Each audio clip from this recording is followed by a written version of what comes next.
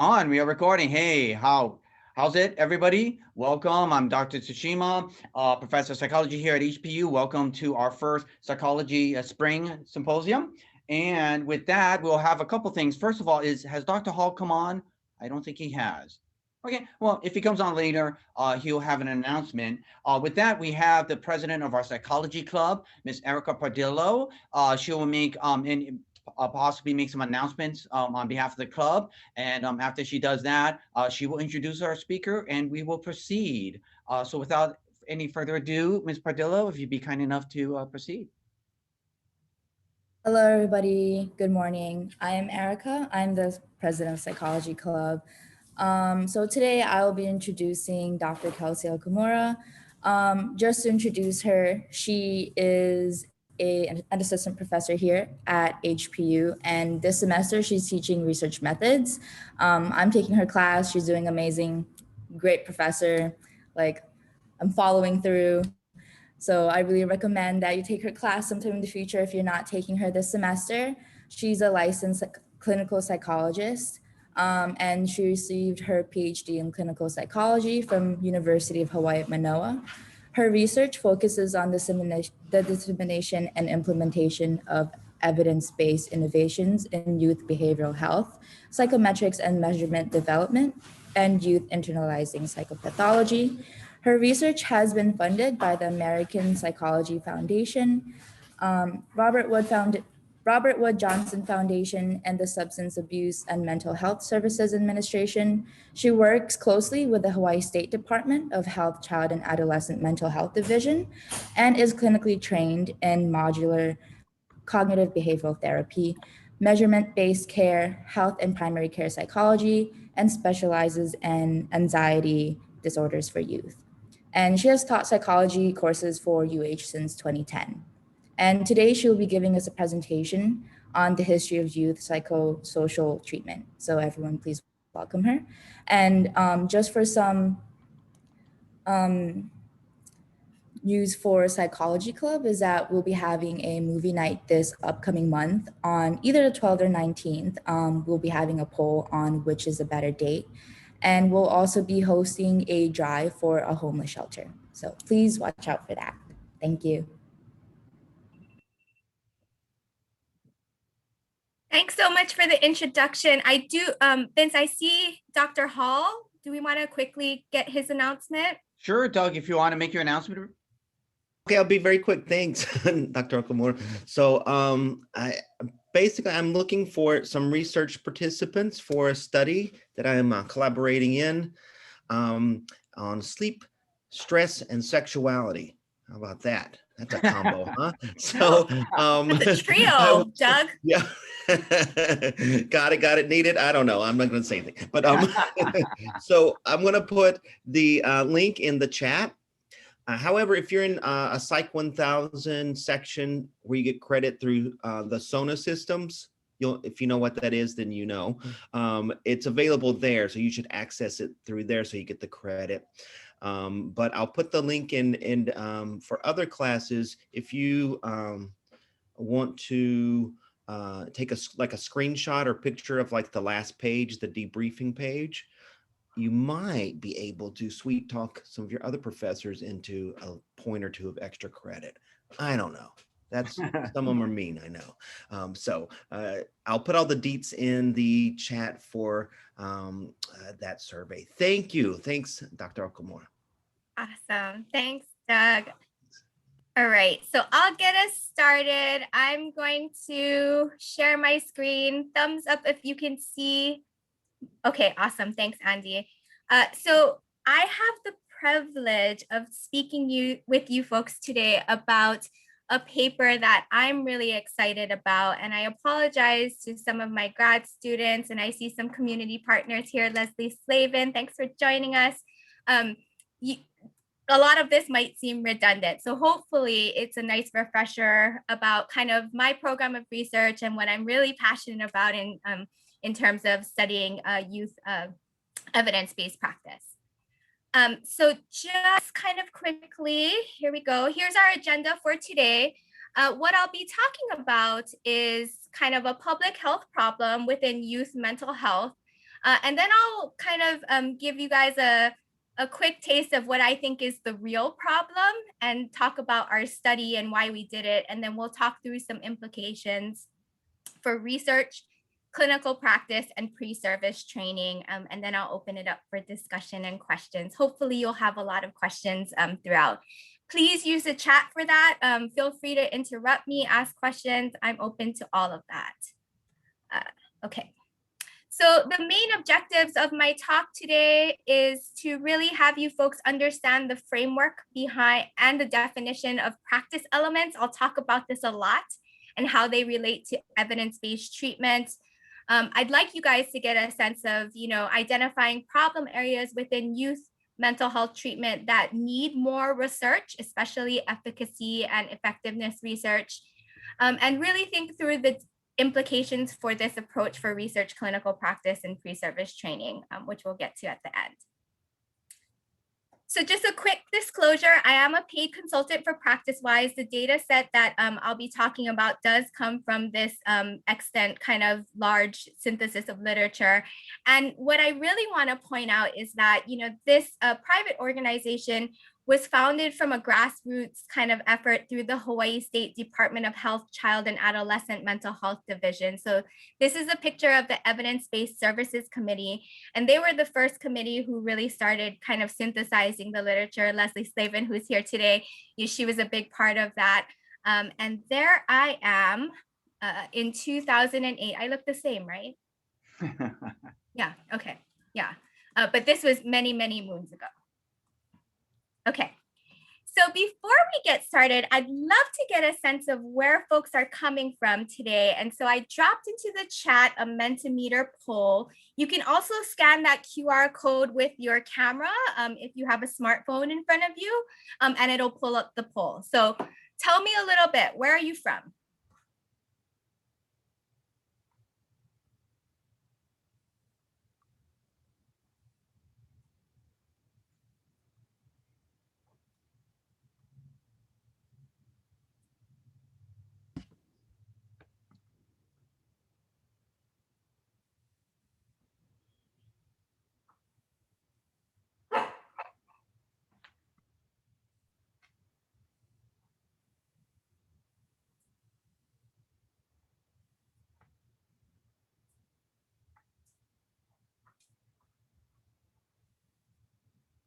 Oh, I see a hand raised. I'm hoping that this will work.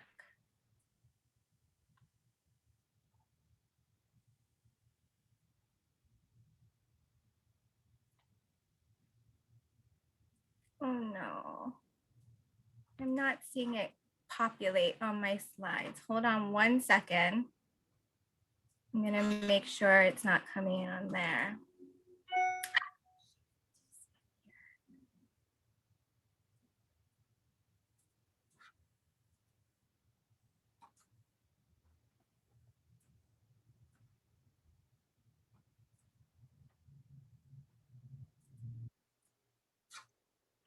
Oh no.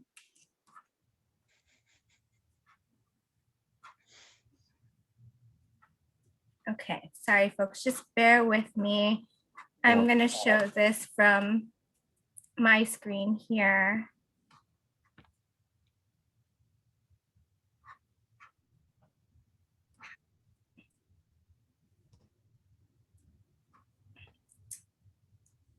Technology is failing me, but here we go. We'll continue to toggle back and forth. I hope you'll bear with me. So where are you folks from? Let's see. Nuuanu, NorCal, lots of people from California, Southern California, Hawaii, Philadelphia, Pennsylvania. Who's there? Yikes. Yeah. Nice. So we got a wide range of answers from people from various places. And the question was really broad. And I did that purposefully because I wanted to highlight a point. So I asked you guys where you're from. And I'm sorry this is not showing up here.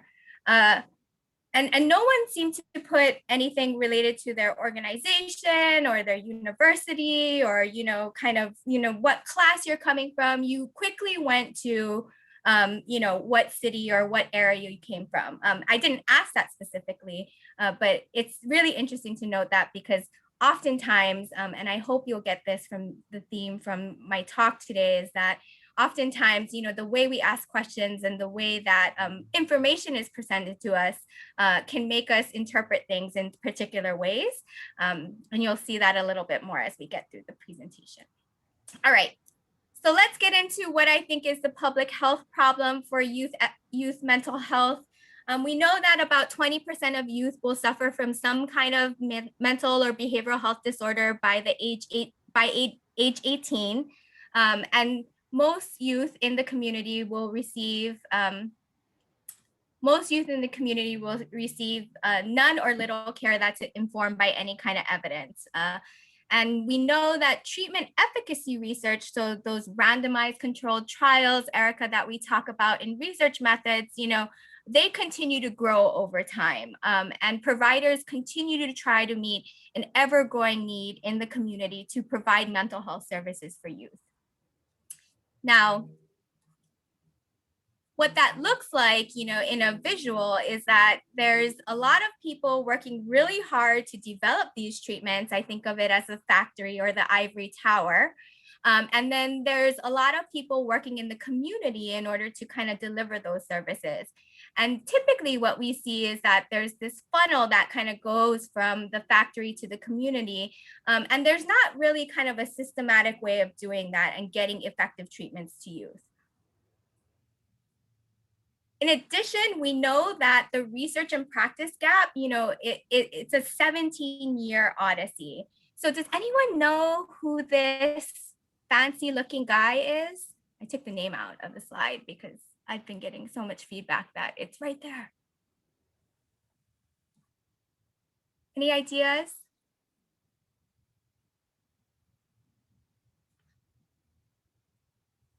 I see a lot of heads shaking. Okay, this is Charles Lynn. So Charles Lynn was a naval explorer, and so he is touted with having conducted the first clinical trial, and that was in 1747. And so he did it on these naval ships, one that actually traversed to Kealakekua Bay in Big Island. And what he was doing was he separated two groups of sailors that had symptoms of scurvy, and he gave one group of sailors, citrus in order to clean their hands in order to prevent the scurvy symptoms. And he found that that was really helpful. And so he did this first kind of pseudo clinical trial in 1747, and it wasn't until 1794 that got implemented as a standard operating procedure within kind of naval ships. So that's a 47-year gap. And so when we think about how long it takes for research to get into practice, we definitely need more methods in order to help kind of bridge that gap. So I would say that the goal of my research then, or the goal of the things that I'm most passionate about, has been to effectively disseminate and implement evidence-based treatments to youth and their families.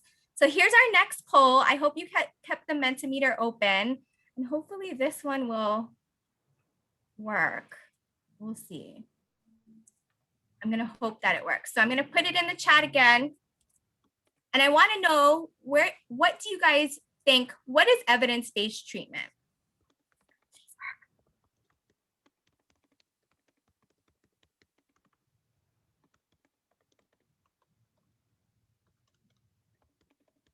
Oh, I have a feeling it's not working.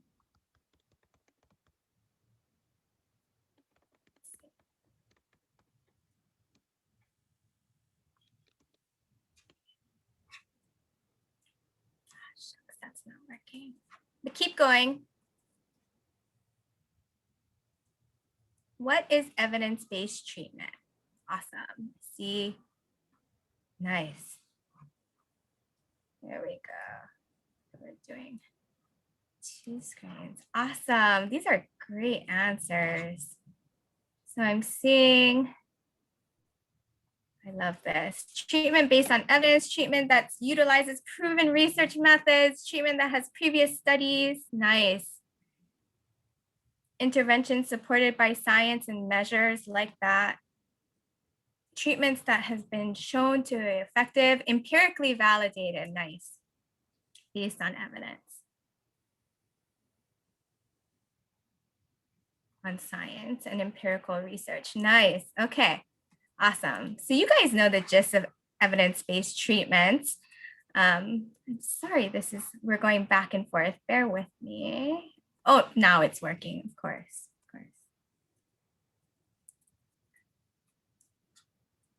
Okay. Oh, there it is. Hey. Okay. So evidence-based treatments are treatments that are effective, backed by science and measures, supported by empirical research. Great. Yeah. So this is exactly what I think of when I think of evidence-based treatment. Awesome.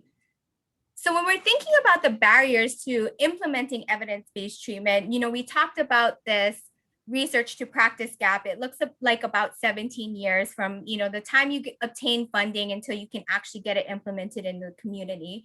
And there's been a whole lot of researchers looking at implementation and dissemination science as a systematic study in order to understand what are some of those barriers related to implementing within community settings. And so, when you're thinking about an organizational structure or a hierarchical structure, there's financial structures that really hinder the incentives for using evidence-based treatments. There's policy and mandates that don't capitalize on behavioral principles to also kind of increase the use of EBTs. There's organizational culture and leadership that we're noticing is a huge factor in terms of the extent to which a therapist will use evidence-based treatments in their day-to-day practice. There's individual therapist knowledge, attitudes, and self-efficacy as well. And then there's youth and family characteristics that kind of interplay in terms of how therapists make decisions about which treatments to use in evidence-based treatments. So when you think about the continuum and the different levels of, the barriers that really hinder the use of evidence-based treatments, they run kind of multi-context. And what I'm particularly interested in, and the focus of this talk today, is really looking at therapist knowledge, attitudes, and efficacy. So I'm going to take us down a little bit of a story. I apologize if you've heard this story before. Leslie Slavin's heard this story like 100 times already. I'm sorry, Leslie. So this is a story of John. John is a new therapist, and he is really excited about starting in a new setting. And he decides that he's going to learn all he can about evidence-based treatments for youth. And so he goes out and he gets a manual. He gets Russell Barkley's Defiant Children. And then he quickly realizes that he needs more manuals in order to cover the problem areas that he's going to see within kind of youth mental health. And you can start to see over time, as he's amassing all these great manuals developed by science, that he's just a little bit overwhelmed in terms of how much information there is out there. Now, these pictures and this slide was put together probably in the early 2000s when manuals were still a commonplace. But I want to offer a different story, which is probably more analogous to your, you guys as students, as well as being in the community now, especially in this virtual world. And let me talk about Keith.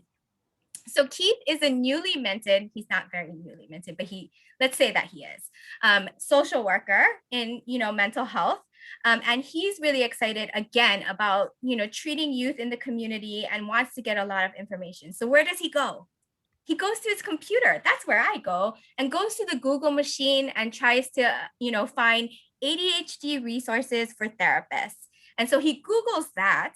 And what he finds in 0.37 seconds is about 80 million results with all kinds of different resources. Now, Keith is really well trained. And so he decides, well, I'm going to look at the commonalities between these things. And so he pulls up a few websites and he looks at the pages and he slowly starts to realize that they're all kind of similar, but he's really frustrated because he doesn't know how to decide which one is the right, resource for him.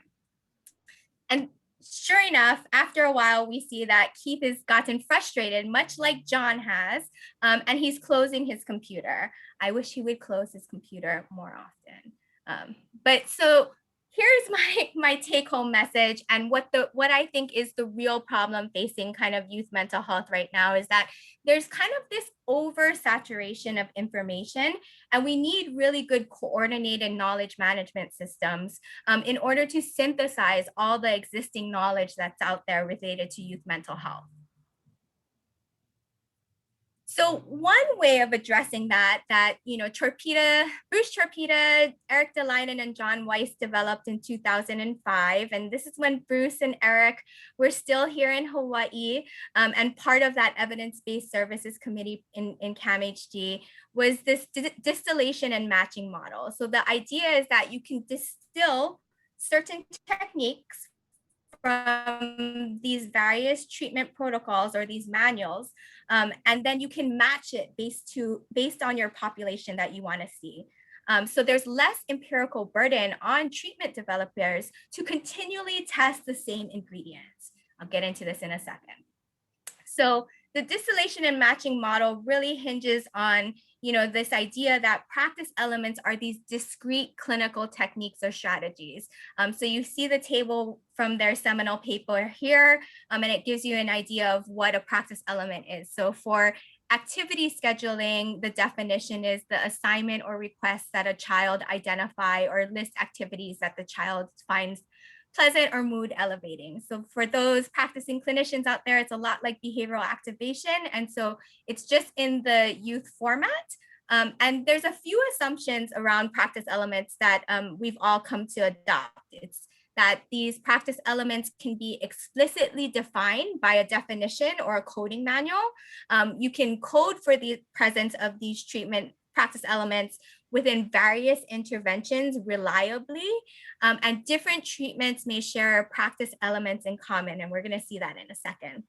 And so this initial paper coded existing treatments that were tested in efficacy and effectiveness trials. So this is a good example of what practice elements look like from those treatment manuals. So these are 3 kind of anxiety treatment manuals that people tend to go to: Coping Cat, OCD in children and adolescents, and Coping Koala, which is developed in Australia. And you can see that the practice elements are pretty similar across the board. They all have the practice elements of exposure, cognitive, and self-monitoring. And some might have additional practice elements like psychoeducation and relaxation that comprise the total package of that treatment manual. A nice example that my former grad school advisor, Brad Nakamura, likes to always talk about is the garlic chicken metric. And I really like this because I think it really speaks to kind of just our local style. So so you can see at the top, there's Mitsuken, Sugoi, and Port Street Cafe, which I'm slowly learning about now that I'm part of the HPU Ohana, and Vince has taught me so well about garlic chicken, even though he doesn't eat animals. So you have these 3 different types of garlic chicken recipes, and you can see on, listed below, these are the practice elements or the ingredients. All share common, ingredients, but all have different kinds of, spins to their actual recipe. And so you can think about practice elements and a manual as kind of a recipe, and then the practice elements being the ingredients within it. So what this distillation and matching model does is allow us to look at all these different practice elements and then map it onto different demographic variables that are really important in order to make decisions. So for example, you can see there's a practice element profile here for anxiety disorders. And we see that exposure and psychoeducation are, in 100% of the treatment manuals.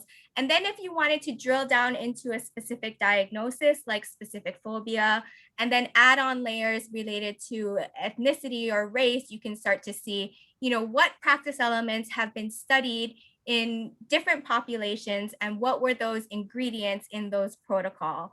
And this is a really interesting way. It's a really different approach in terms of understanding evidence-based treatments because it does look at the components rather than the whole package.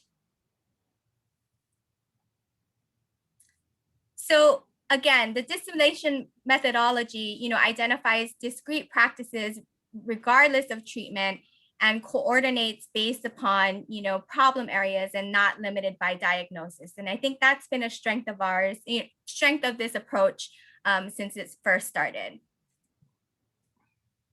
So we talked about the real problem and we talked about coordinated knowledge management systems. So what does that actually look like in practice? So I offer the PracticeWise evidence-based services database. My grad students know that we're going to start using this in our next semester when we start going into behavioral treatments. But really what this is a synthesis of the excellent treatment literature for youth evidence-based treatments.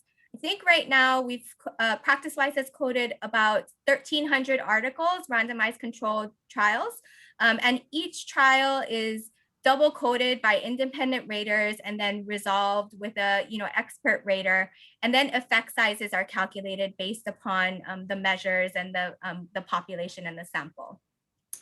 So what you're able to do within this PracticeWise evidence-based services database is you're able to search based upon presenting youth and problem area. So you get to select the strength of evidence, and these are aligned with Chambliss and Holland's 1998 seminal paper on the definitions, the 5-level definitions of empirically supported treatment. I won't go into too much detail, but level 1 refers to efficacious and level 2 refers to possibly efficacious. And so the level 2 or higher tends to be kind of our standard when we're looking for evidence-based treatments. You can also choose a problem type. You can put in birth date, age, grade, sex. You can also put in race or ethnicity, and you have the option to put in setting as well. And what comes out of this database is kind of pulling all the literature, the protocols, and the practice elements based upon the parameters that you've set in that search. So for this search, I look for, level 2 good support or better for anxiety, and that evidence is 139 protocols. So those are those treatment manuals, and 105 papers. So that's 105 randomized controlled trials that were coded. And so you can see from the results, treatment families, cognitive behavior therapy is kind of the largest percentage of groups. Most studies were done within a clinic or school setting. And then what you can't see, but on the next, when you scroll down, you get a frequency of the practice elements that were reported within a particular, this particular search. So you can see again, exposure was present in about 86% of the treatment protocols, of the 139 treatment protocols and the 105 papers that were coded. Okay, so that brings us to the study that I wanted to talk about because I think it's really important, when we think about this approach and we're trying to, develop all these knowledge management tools for therapists, like we were really interested in understanding the extent to which the growth of youth psychosocial treatment has evidenced new practices over time. And you can think about, why that would be so important in terms of trying to understand, what you're going to train in, what kinds of resources you're going to use in order to support practicing therapists. And especially for me, and I know Leslie too, this is something, to think about in terms of pre-service training too.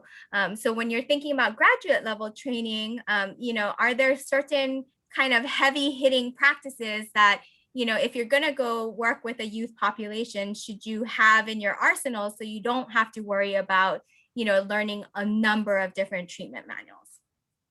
that was our paper. This paper was published in the Journal of Behavioral Health Services and Research. I think Vince put it in the chat earlier, and we just published a new erratum to that too. So he go look for that.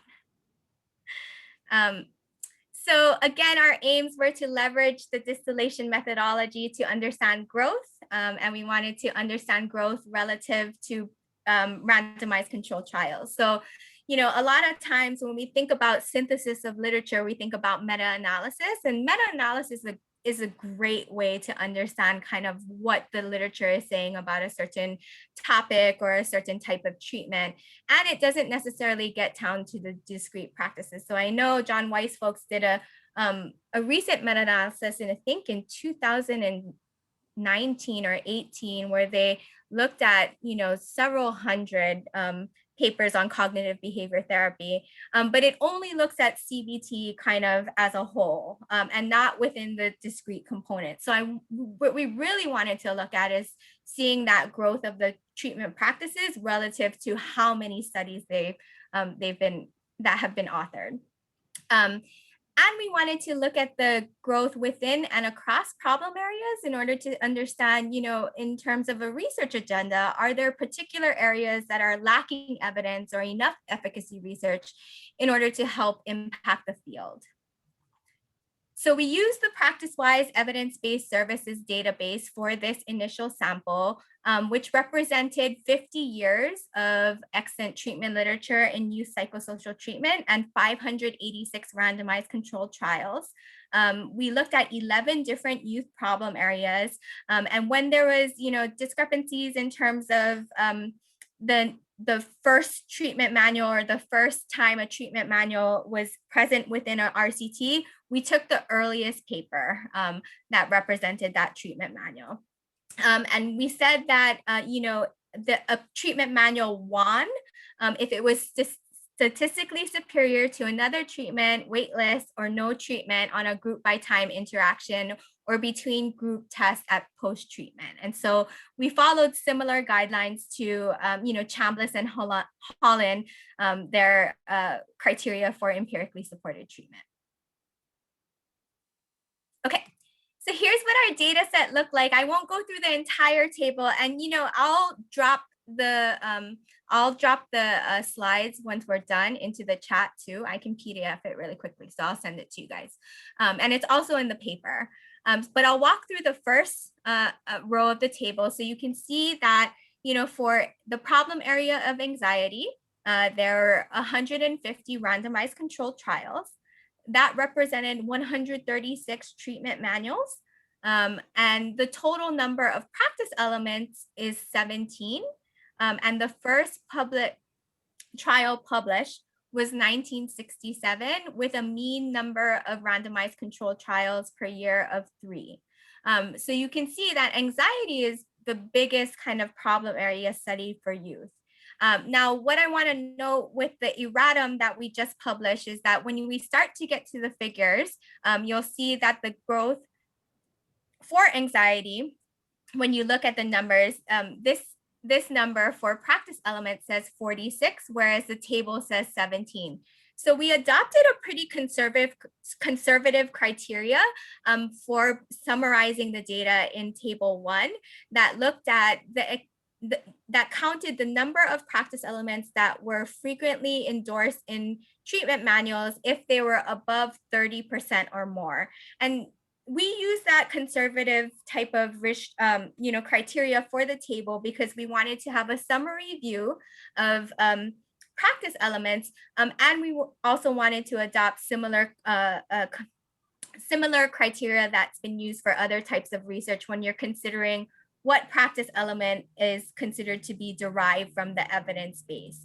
Now, we're always really careful about saying that a practice element alone is not an evidence-based treatment. The sum, you know, is like the parts are not, you know, independently evidence-based treatments. And so we're really careful about when we're saying, you know, a practice is derived from the evidence base. What that means is that it's frequently endorsed within the treatment manuals that have beat out another type of treatment.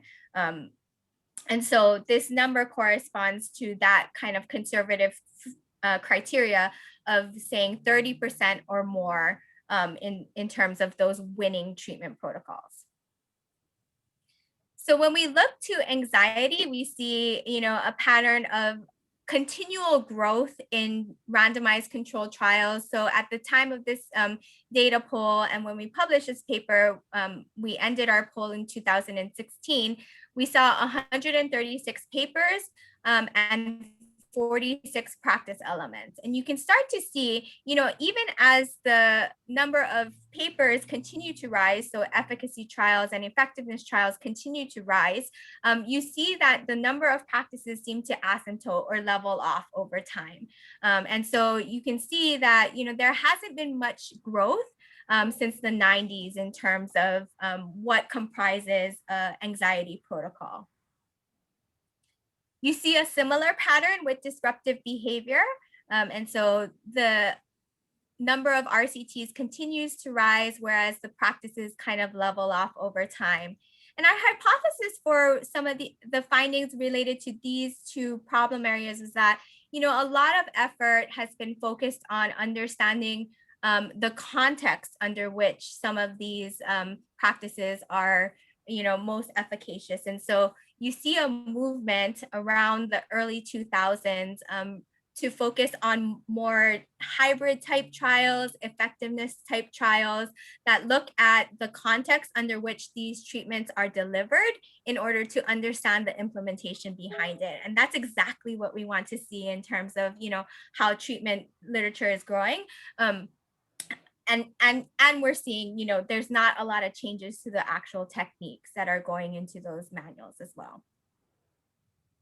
We see similar things with attention and hyperactivity. And a lot of this, I think the growth here has been more focused towards a combination in terms of pharmaceuticals as well as psychosocial treatment, which is not captured by this data set, unfortunately. So I know, Bill Pelham folks in New York are working really hard on understanding the sequencing under which, ADHD medication and parent management training can be timed in order to get the most kind of efficacious bang for your buck.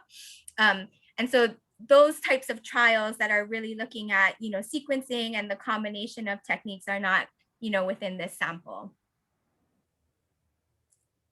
We see similar things related to depression. The practice elements, continue to kind of level off, although for depression, we don't see that big of a growth in terms of randomized controlled trials.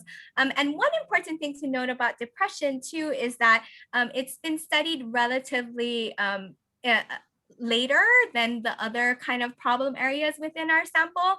And our hypothesis was that there was a big shift in terms of DSM criteria for depression for adolescents around the 80s. And so we're seeing more research focus on specifically for youth depression that's reflective of this change. Similarly for autism, I think it's a relatively understudied and slowly starting to get a lot more, a lot more psychosocial intervention type research happening. I know a big group out in at the University of Pennsylvania is really studying kind of the sequencing and the settings and the effectiveness and implementation of autism interventions within school settings. And so a lot of this reflects, this problem area is typically not studied through randomized controlled trials and more through kind of behavioral settings and in the school settings. Substance use is actually the only problem area that evidence more practice elements than actual randomized controlled trials. And I think, this is reflective of a shift, I think the diagnostic criteria and the way that we treat substance abuse has evolved over many years. And so taking a harm reduction approach now, a lot of the practices that you're seeing are kind of newly emerging in terms of how you would approach it for youth. And so that's the reason why you're seeing kind of a growth in the number of practices. Similarly, for traumatic stress, related to depression, we see a huge kind of emergence of traumatic stress type randomized controlled trials around the 90s. And that was when Congress, passed that act in order to establish the National Child Traumatic Stress Network and really focused on, trauma-informed care within youth mental health. And so there's a lot of studies coming out now related to trauma as a focus of, as a particular focus problem area. And we're seeing a lot of growth in terms of practice elements as well. Elimination is probably one of my favorite things favorite problem areas to learn about. And it's so interesting because the same 19 practices have been evident in almost all of the literature since it's first started getting studied in 1969. And there hasn't been a new trial on elimination since 2009. So it was really interesting to learn about this particular problem area. Elimination, when we think about like enuresis and encopresis, so bedwetting or defecating in places where they're not supposed to, or those are this problem area we're seeing. The practices have remained pretty stable and they're mostly behavioral when you think about treatment for elimination, and this isn't a problem area where the field has said, okay, we're done studying this and we're okay with it. So it's pretty interesting when you think about, what we can learn from the elimination problem area. Eating disorders, again, more practices than actual randomized controlled trials. Eating disorders, is a particularly difficult problem area to study too for randomized controlled trials. And we see that both in eating disorders and suicide, very little protocols and very little randomized controlled trials because it's such a really, it's a really kind of crucial and careful. We have to be very careful about how we study, those populations, because there are dire consequences to not getting treatment. And so it's really hard to use, the typical randomized controlled trial design in order to study these, problem areas that might have more of an effect if you don't get a treatment or if you get like a wait list treatment. So that's all I have in terms of our study and the results, but I'm really eager to hear again, one last Mentimeter from you folks. How is this helpful for you? And so I'll drop it in the chat again. Hopefully it'll show up this time.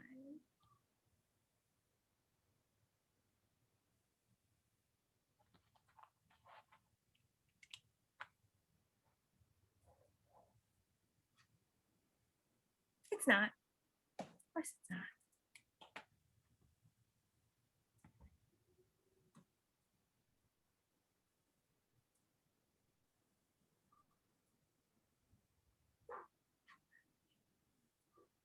Oh, Dr. Okamura, let's while we're waiting for that, let's hear for Dr. Okamura. Very good. I have a few more slides after this, so sorry. Oh, sorry. No. Thank you. We'll do another round after that. How about that?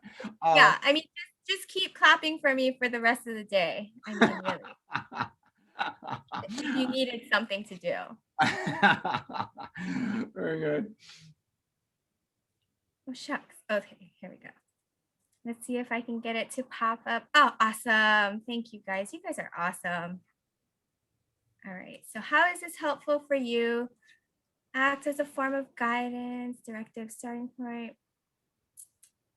Nice. The part about depression and eating was very helpful. 1 location to 5 different sources. Yep. It's led to the development of our whole data system. Yes. Oh, I like that. It's giving you an even clearer idea of the research you want to do in the future. Awesome. Hmm. So as a future clinical psychologist, it's important that I have an understanding of treatment efficacy and how to conceptualize such research. Thank you for that. That is my ultimate goal for sure. Okay, I'm going to go back to the slides. I have a few more. Sorry, Vince. Oh, no, not at all. Okay, so here we go. So in terms of the implications of this study, continue to put in your answers. I benefit so much from your feedback, and especially this paper because it was such a heavy lift for us. I love to hear how it can be effective and how I can use it in future talks and my classes and things like that. So please feel free to keep commenting. But in terms of the research implications, we see a lot of problem areas that require much more effectiveness research. And, I mentioned, in terms of the morbidity for some of these problem areas, it's often difficult to study. The nice thing about that, though, is that we're starting to see a lot more kind of sequential type trials, like SMART trials, that really look at responding as the kind of mediator for which group they go into next. And we can use this type of research design in order to start to understand treatment effects without withholding treatment from people, which is awesome. I'm super excited about that. And that work comes out of the University of Michigan. And, we see that treatment practices have remained relatively stable for many problem areas. And that has really interesting pre-service training implications for us. And again, I can't stress this enough. Knowledge management is so crucial in terms of, synthesizing some of this information for practicing clinicians, and especially in pre-service training. So in terms of the clinical practice implications, I will say, and I talk about this in my case formulation and treatment class and my graduate students, anchoring your treatment focus is really important. So starting off with a good working formulation and really anchoring to a problem area rather than a diagnosis is really, really important. And so that's kind of the focus, of how you're going to identify any kinds of treatments or any kind of adaptations you're going to make for your patient in practice. And so making sure that you have a good anchoring problem area is really critical. And we see that some problem areas have common practices. So especially, with our knowledge of, comorbidity and multimorbidity, we can understand how certain practices can have kind of a dual effect on different kinds of problem areas. And that's really important, especially if we're seeing folks in the community who don't really fit the cookie cutter kind of expression of a single kind of problem area or a single diagnosis. And again, I belabor this to my students, ongoing formulation and collecting data and conceptualization is key when you're thinking about, which practices to use under which conditions. And so, I'm always telling them to collect data and follow the data and make sure their data is pointing to, any kind of changes in their formulation. And so with that, measuring outcomes and process variables continues to be an area that's really important. So when we're thinking about pre-service training, I think there's a lot of interesting implications in terms of what we train in and how we do that. And so one thing that I'm particularly aware of that I try to, I stand on a soapbox with my students and I'm like a broken record already. There is a clear distinction between empirically supported treatments, evidence-based treatments, evidence-based practice, and evidence-based innovations. You hear people using them interchangeably, and they are all very different terms. And so it's really important from an early standpoint to understand what those differences are and how we go about using a shared common language around some of these things. And even when we're thinking about practice elements and treatment targets, making sure that we're very clear about what that language and what those definitions are. And that does have implications for doctoral and master's training. And I think I'll do a quick spoiler, Vince, if that's okay. I'm gonna look for your thumbs up. Okay, so, we are putting together our HPU psychology conference in April. And we are super excited because I think we're gonna have Dr. Lim Buff talk to us from the American Psychological Association. They recently had a summit on training in health service psychology, and they're going to talk about kind of what guidelines they're going to put forth for pre-service training, how to differentiate the doctoral versus the master's level training programs.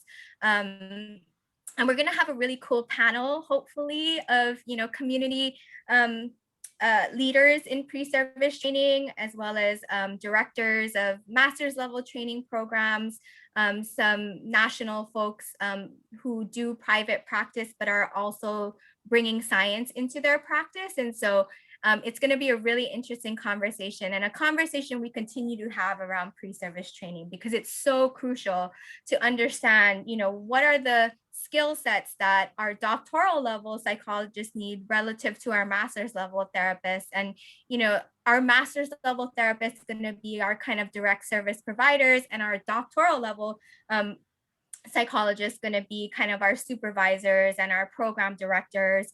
So making that clear distinction is going to be really important as we move forward, amidst all the different kinds of training models, PhD, PsyD, counseling, school psychology, things like that. So I hope you'll join us then. And one thing that, I think I'm really interested in is understanding how to make adaptations and do that in a systematic way within clinical practice. And there's implications on how we train that at the pre-service level in order to ensure that, that you're meeting the client where they're at, and you're kind of rolling with whatever crises they're coming in during the week, but you're getting back on track to that evidence-based treatment. And so more systematic research and more formal, explicit training on managing adaptations is going to be really important. So that's truly all I have. And this is a video of my 6-year-old going to be 7-year-old in our banana patch outside. So just acknowledging a few awesome people who helped write this paper, Dr. Trina Orimoto, Dr. Puahi, Dr. Brad Nakamura, Dr. Bruce Chapita, and Dr. Renad Betis. And that's how you can get in touch with me, guys. I'm on the Twitter. Let's hear it again for Dr. Okamura. Well done. Well, excellent. Excellent. With that, we have a few minutes left. If there are any questions from the audience, we have time for maybe a question or two.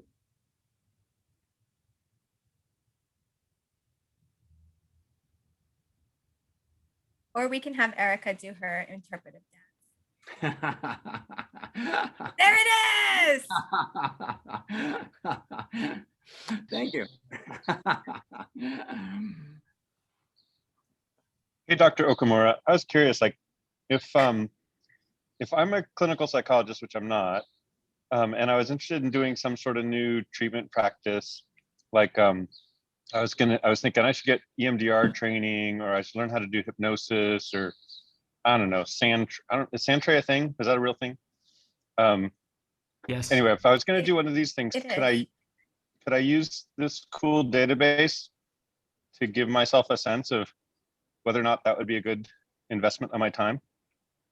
Yes, you can. So this database, so PracticeWise tools, over the years, they've, it started with the Department of Health, Child and Adolescent Mental Health Division, and it was really a grassroots effort to synthesize the literature. Over time, however, just the amount of effort and energy to code all these articles, there was a need to make it proprietary and privatize it. So you are able to go to practicewise.com and purchase a subscription to the database. A lot of the article, does have information about the practice elements too. And the nice thing too is the Child and Adolescent Mental Health Division does adopt this, ontological view of treatment targets and practice elements. So there's a lot of resources on the CAMD website, and I can post that in the chat, of different ways to conceptualize the treatment, as well as like a code book and things like that give you a better sense of practices. But you are able to get access to the database as well. Thanks. Oh, Dr. Okamura, I have a question. This has really been big on Facebook, so that's where all my questions come from. It comes from whatever's on Facebook. A very big thing on Facebook is child treatment with the face tapping thing. What do we know in terms of treatment outcome studies on the face tapping? Because I've been tapping my face for the last couple months, and it hasn't been helping.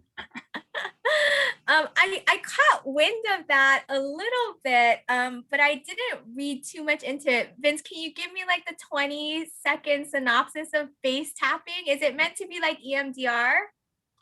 Yeah.